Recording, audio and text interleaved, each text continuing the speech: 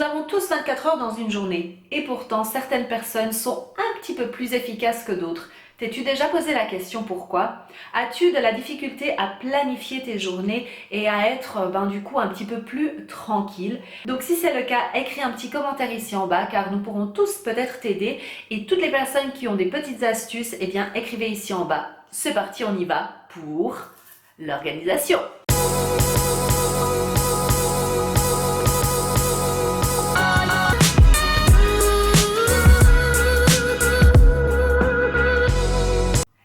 J'espère que tu vas bien. Alors bienvenue sur cette chaîne, une Nana in London. Je suis ici pour t'apporter des vidéos de motivation, d'organisation et de planification ainsi que de lifestyle. Si c'est ta première fois ici, bienvenue dans cette communauté, on est super génial ici.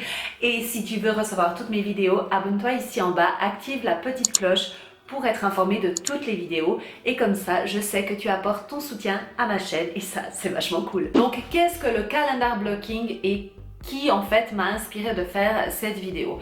Donc c'est une youtubeuse qui s'appelle et blogueuse d'ailleurs, Jordan Page. Elle a sa chaîne YouTube, je te conseille mais vraiment si tu comprends l'anglais d'aller t'abonner à sa chaîne parce que je l'adore. Elle donne toujours des conseils hyper pertinent et justement elle a parlé de son calendar blocking. Elle a fait toute une vidéo sur ça qui va vraiment dans le détail. Si tu comprends l'anglais, je te mets le lien ici en bas pour que tu puisses aller la voir. L'idée c'est vraiment d'avoir plusieurs blocs durant ta journée et durant ta semaine, de les nommer, donc de voir qu'est-ce qui est important pour toi.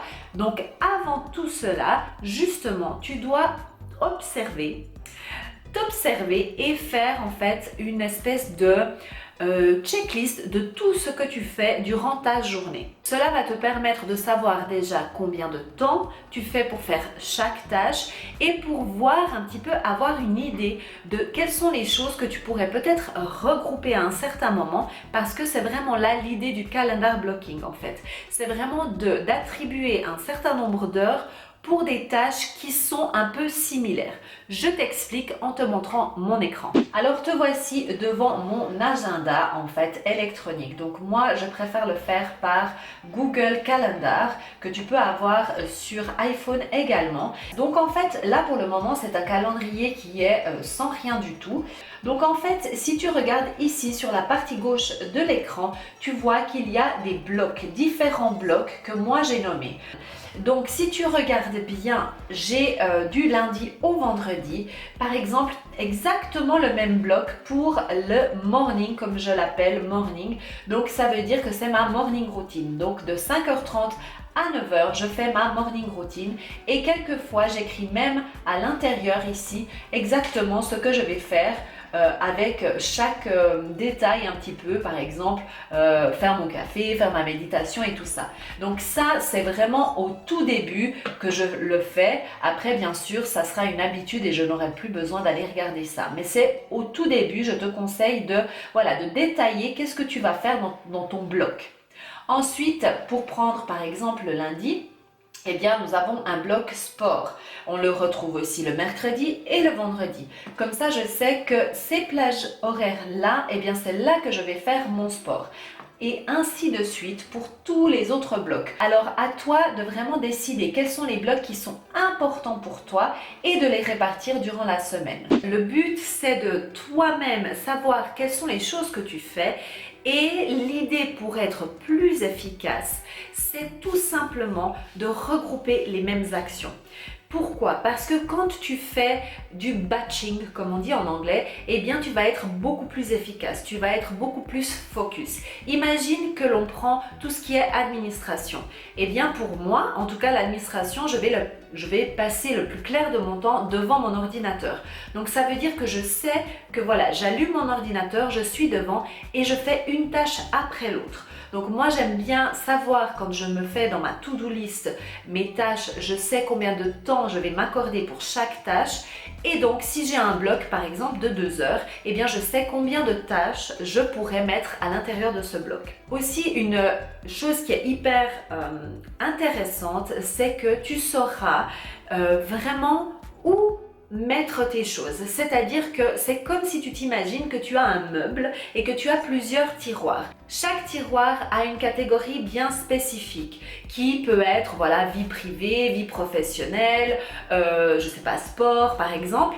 Et puis là-dedans, tu vas mettre tous tes dossiers qui correspondent en fait par rapport à ces thèmes-là. Et bien là, avec les blocs, c'est exactement la même chose. Vu que tu as différents thèmes, différentes catégories, et bien tu vas savoir que par exemple, dans ton bloc qui est, disons, hors de la maison, et bien je sais que si quelqu'un me demande, par exemple, pour qu'on se voit, et bien je vais regarder dans mon calendrier à cet endroit-là, à ce moment-là, et je vais regarder mes disponibilités. Je n'ai plus besoin en fait de m'éparpiller partout et ça sera beaucoup plus structuré. Maintenant, après avoir testé cette technique donc de calendar blocking, je trouve que c'est vraiment quelque chose de topissime, surtout quand tu commences en fait à faire la planification.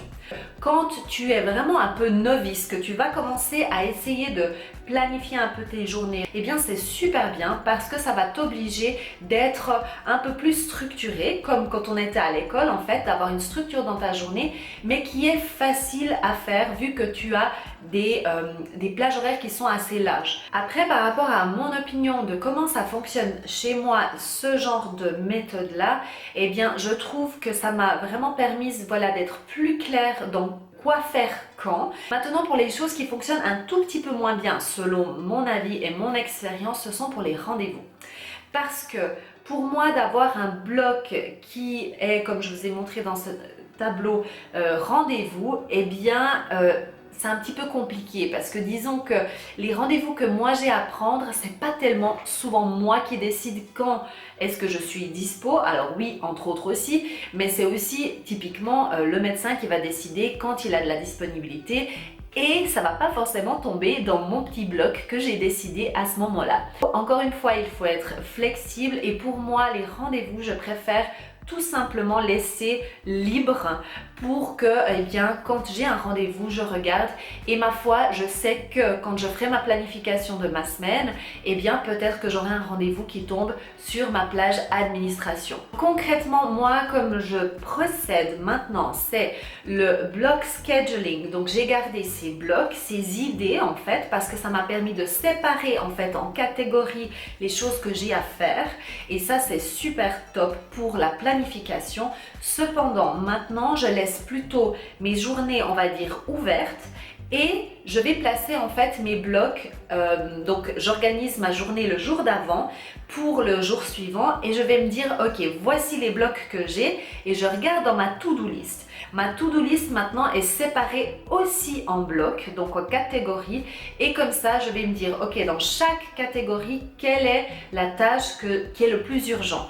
Et là, en fait, je vais programmer, je vais planifier ma journée par rapport à ça et je vais faire des blocs, voilà, administration, par exemple, pendant, ça dépend des tâches en fait, hein, je vais bloquer par exemple 2 heures. Et peut-être le jour suivant, au lieu de me bloquer 2 heures, je ne vais pas avoir besoin de faire de l'administration. Tu comprends ce que je veux dire? Donc j'espère que cette vidéo t'a plu. Si tu veux une vidéo qui va vraiment en détail de comment en fait faire ces blocs, comment commencer avec ta checklist et puis faire toutes ces choses en fait pour qu'elles se relient ensemble, c'est avec plaisir que je te referai une vidéo plus technique. Encore une fois, je t'ai mis le lien ici en bas pour que tu puisses aller voir la vidéo en anglais de Jordan Page si tu veux avoir plus d'informations. N'oublie pas que je fais des lives sur Instagram et sur ma page Facebook Une Nana in London qui sont donc, attention, j'ai déjà fait un live lundi de cette semaine qui était sur partir à l'étranger et maintenant j'aurai un live lundi 11 novembre, donc tu notes, sur la gestion de mon temps, comment faire pour bien gérer son temps. Et 13 novembre sur le traitement Invisalign pour adultes. Le mercredi 27 novembre concernant le thème « Dois-je oublier mon passé et comment faire pour aller de l'avant ?» Donc voilà, ce sont des nouvelles vidéos, j'espère que ça va te plaire. Je te dis à bientôt et en attendant, tu sais ce qu'il te reste à faire, de suivre tes rêves car ils connaissent le chemin. Bye bye. T'es-tu déjà demandé pourquoi cette... Tiens, attends.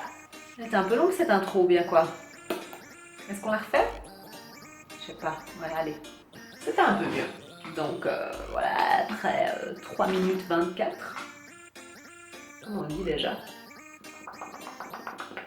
Et oui, on ne compte pas le mot.